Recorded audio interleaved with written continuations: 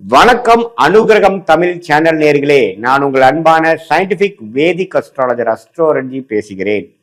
நல்லது நினைப்போம், நல்லதே நடக்கும். இந்த வீடியோவில் நம்ம என்ன பார்க்க போறோம்னா, மகர ராசிக்காரர்களுக்கு 2026 தமிழ் புத்தாண்டு ஏப்ரல் 14 சித்திரை முதல் நாள் பிறக்கக்கூடிய அந்த தமிழ் புத்தாண்டு அடுத்த வரக்கூடிய ஒரு வருடத்துக்கு எத்தகைய ஒரு ஆண்டாக மகர ராசிக்காரர்களுக்கு இருக்க போகுதுங்கிறது சயின்டிபிக் வேதிக் அஸ்ட்ராலஜி முறையில துல்லியமான முறையில பரிகாரங்கள் அது மாதிரி மூட நம்பிக்கைக்குள்ள போகாமல் எப்படி எப்படி கிரகங்கள் எந்த மாதிரி இடத்துல சஞ்சரிச்சால் எது மாதிரி ஒரு அமைப்பு கொடுக்கும். நம்மளுடைய கர்ம பலன் ஒளி தத்துவ அடிப்படையில அறிவியல் சார்ந்த இந்திய வேத ஜோதிட அடிப்படையிலான சயின்டிபிக் வேதிக் அஸ்ட்ராலஜி முறையில நாம மகர ராசிக்கு எத்தகைய ஒரு ஆண்டு பலன்கள் என்று சொல்லப்படுகிற ஆண்டுக்கு ஒரு தரம் ரெண்டு ஆண்டுக்கு ஒரு தரம் பயிற்சி பெறக்கூடிய சனி, குரு, ராகு, கேதுங்கிற கிரகத்தின் அமைப்புகள் காரணமாக மகர ராசிக்கு எத்தகைய ஒரு தாக்கத்தை இந்த தமிழ் புத்தாண்டு 2026 ஏப்ரல் 14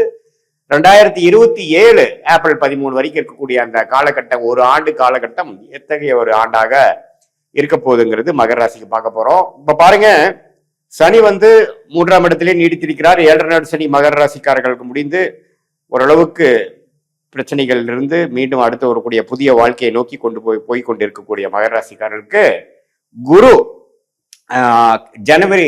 ஜூன் 1ஆம் தேதி வரைக்கும் தமிழ் புத்தாண்டு பிறந்து ஒரு 1.5 மாசம் வரைக்கும் 6ஆம் இடத்திலே இருந்து ஜூன் முதல் வாரத்தில் 7ஆம் இடம் என்று சொல்லப்படுகிற கேந்திரம் உச்ச குருவாக மாறி ராசியை பார்ப்பது அருமை.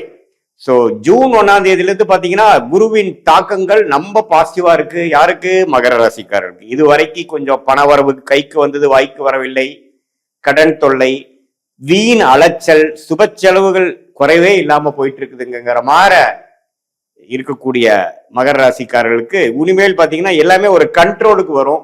எல்லாமே கொஞ்சம் பாசிட்டிவிட்டிக்குள்ள நீங்களே போகக்கூடிய அமைப்புகள் கொடுக்கக்கூடிய அந்த பயிற்சி தான் குரு பயிற்சி.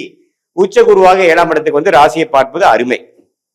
சரி, இப்போ ராகு கேதுகள் எப்படி இருக்கிறான்னு பாத்தீங்கன்னா, மகர ராசிக்கு 2ஆம் இடத்துல ராகுவும் 8ஆம் இடத்தில் கேதுவும் இருக்கிறார். இவரு பாருங்க, டிசம்பர் மாசம் புத்தாண்டு பிறந்து ஒரு 7 மாதங்களுக்கு அப்புறம் கேது குருவோட சேர்ந்து கேலயோகமாக 7ஆம் இடத்திலும் ராகு ராசிக்குள்ளேயும் வரார்.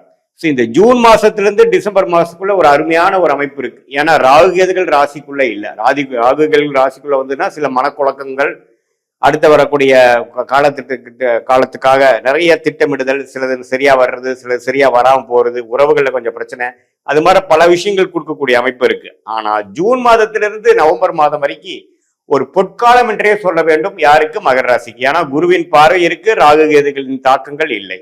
அதே சமயத்துல சனி 3ஆம் இடத்தில். இது மாதிரி ஒரு அமைப்பு மகர ராசிக்காரர்களுக்கு நீங்க இப்ப என்ன ட்ரை பண்ணிட்டு இருக்கீங்க, என்ன முயற்சி எடுத்துட்டு இருக்கீங்களோ அது ஜூன் மாசத்திலிருந்து கொஞ்சம் பாசிட்டிவா வரக்கூடிய அமைப்புகள் கட்டாயம் உண்டு.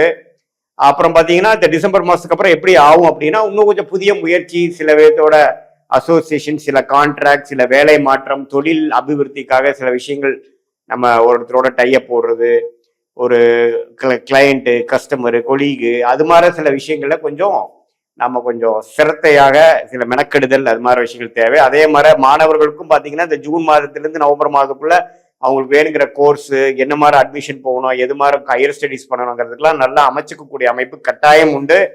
அதுக்கப்புறம் பாத்தீங்கன்னா சேர்க்கை, ஃப்ரெண்ட்ஸு, வேலை, படிப்பு, அது மாதிரி விஷயத்துல சில தொய்வுகள் வரக்கூடிய அமைப்புகள் உண்டு அப்படிங்கிறத நம்ம தெரிஞ்சுக்கணும். எப்பவுமே ராகு கேதுகள் ராசிக்குள்ள வரும்பொழுது சில குழப்பத்தை கொடுப்பார். ஆனா இந்த தரம் பாத்தீங்கன்னா குருவின் பார்வையோட வருவதனால அப்படி ஒன்றும் பெரிய பிரச்சனை இல்லை. சில பேர்த்துக்கெல்லாம் பெரிய லெவல்ல ஒரு ரெகக்னிஷன் கிடைக்கிறது, ஃபேமஸ் ஆகுறதுலாம் கூட வருது. ஏன்னா ராகு கேதுகள் எப்பவுமே சுபகிரகத்தின் தாக்கத்தில் இருக்கும் பொழுது நல்ல படங்களை கொடுப்பார் அப்படிங்கிறத நம்ம தெரிஞ்சுக்கணும். ஸோ மகர ராசிக்காரர்களுக்கு எப்படி பார்த்தாலும் ஒரு அருமையான தமிழ் புத்தாண்டாக 2026 ஏப்ரல் 14ஆம் தேதியிலிருந்து வருது. அது குறிப்பா ஜூன் மாசத்திலிருந்து அதை நீங்க உணரக்கூடிய அமைப்பு, குருவின் பார்வை, சனி, ராகு கேதுகளோட அமைப்பு எல்லாமே உண்டு. ஸோ கிட்டத்தட்ட கோவிட் கொரோனா டைம்ல இருந்து அஷ்டம ஜென்ம சனியிலிருந்து மீண்டு வரக்கூடிய மகர ராசிக்காரர்கள் கோவிட்ல தான் அதிகமா அஃபெக்ட் ஆன ஒரு ராசி பாத்தீங்கன்னா மிதுன ராசியும் மகர ராசியும் தான். ஏன்னா மகர ராசிக்காரருக்கு ஜென்மசனி, மிதுன ராசிக்காரர்களுக்கு அஷ்டம சனியாக இருந்தது. ஸோ அதுல இருந்து இப்ப எவ்வளவு தூரமா நல்லா மீண்டு வந்துட்டீங்க அப்படிங்கறதுதான் உண்மை.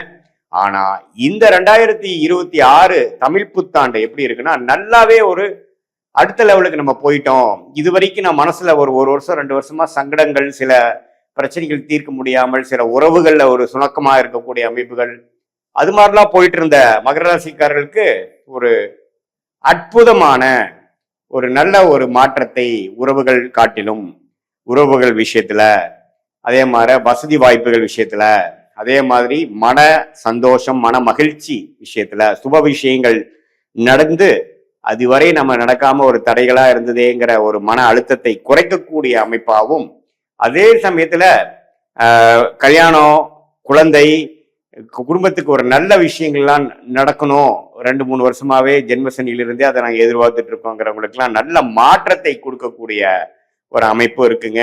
அதே சமயத்துல பாருங்க, வியாபாரத்தில் இருக்கிறவங்களுக்கு நல்ல விருத்தி, நல்ல கஸ்டமர்ஸ், நம்ம கிளையண்ட்ஸ், பார்ட்னர்ஸ் அப்படிங்கிற மாதிரி சோசியல் லைஃப் வந்து மகர ராசிக்காரர்களுக்கு நம்ம பாசிட்டிவாக இம்ப்ரூவ் ஆகக்கூடிய ஒரு அமைப்பு இருக்குதுங்கிறது நம்ம தெரிஞ்சுக்கிறோம்.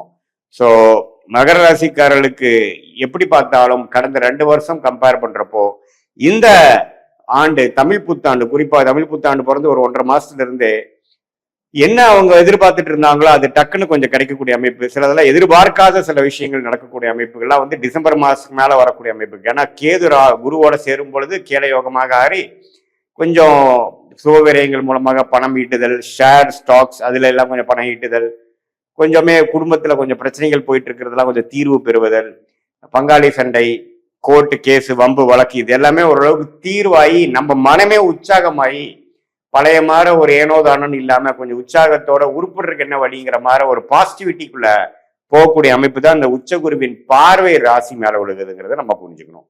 இந்த காலகட்டம் குறிப்பா இந்த ஜூன் மாசத்திலிருந்து நவம்பருக்குள்ள சில விஷயங்களா நீங்க காரியம் சாதிச்சுக்கணும். அதுவே நாளைக்கு அடுத்த வரக்கூடிய பல ஆண்டுகளுக்கு வேணுங்கிற ஒரு ஃபவுண்டேஷனான ஒரு பிளாட்ஃபார்மை நீங்க கிரியேட் பண்ணிக்கணும் அப்படிங்கிறது தான் உங்களுக்கு நான் கொடுக்கக்கூடிய ஜோதிட ஆலோசனை.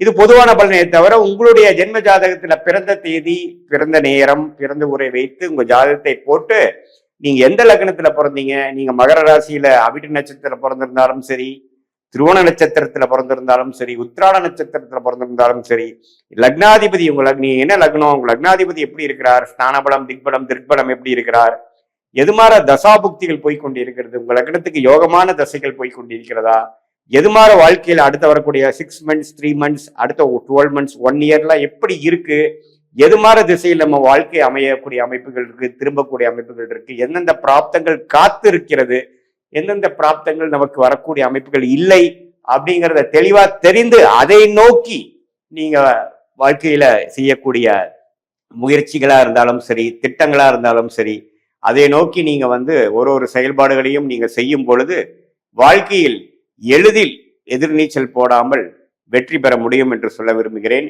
மீண்டும் மற்றொரு காணொளியில் சந்திப்போம். நன்றி, வணக்கம்.